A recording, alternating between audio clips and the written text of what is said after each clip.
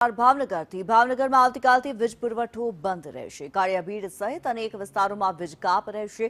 આવતીકાલથી 3 દિવસ સુધી વીજ પુરવઠો બંધ રાખવામાં આવશે। સવારે 6 વાગ્યાથી બપોરે 1 વાગ્યા સુધી વીજ કાપ રહેશે। પ્રી મોન્સૂન કામગીરી મરામતને કારણે નિર્ણય લેવાયો છે। વાણંદ સોસાયટી, વિરાણી સ્કૂલ વિસ્તારોમાં વીજ કાપ।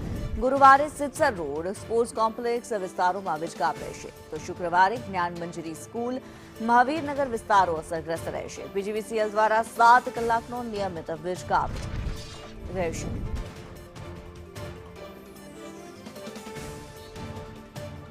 ત્યારે ભાવનગરમાં અલગ અલગ વિસ્તારોમાં 3 દિવસ સુધી વીજ કાપની જાહેરાત કરવામાં આવી છે। પીજીવીસીએલ દ્વારા 7 કલાકનો નિયમિત વીજ કાપ લાગુ કરવામાં આવશે। શહેરના અલગ અલગ વિસ્તારોમાં 3 દિવસ સુધી વીજ કાપ રહેશે। સવારના 6 વાગ્યાથી બપોરે 1 વાગ્યા સુધી વીજ પુરવઠો બંધ રાખવામાં આવશે।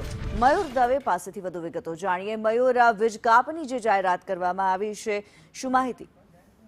કિન્નરી ચોક્કસથી વાત કરીએ તો ભાવનગર શહેરના કાળિયાબીડ સહિતના વિસ્તારો છે, જેમાં આવતીકાલથી 3 દિવસનો વીજ કાપ રાખવામાં આવ્યો છે।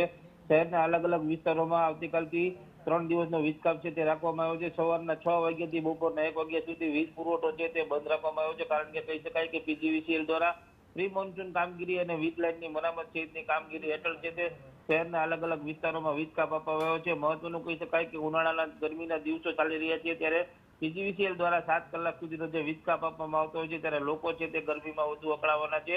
ઉનાળાના દિવસોમાં વારંવાર જે રીતે પીજીવીસીએલ દ્વારા વીજ કાપ આપવામાં આવતા લોકો પણ છે તે ત્રાહિમામ થઈ ગયા છે। કિન્નરી, જી ધન્યવાદ મયુર આ માહિતી માટે।